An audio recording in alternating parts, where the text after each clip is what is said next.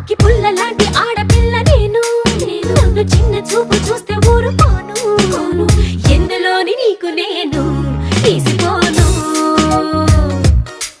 నా సంగతేంటి తెలుసుకోవా పోను పోను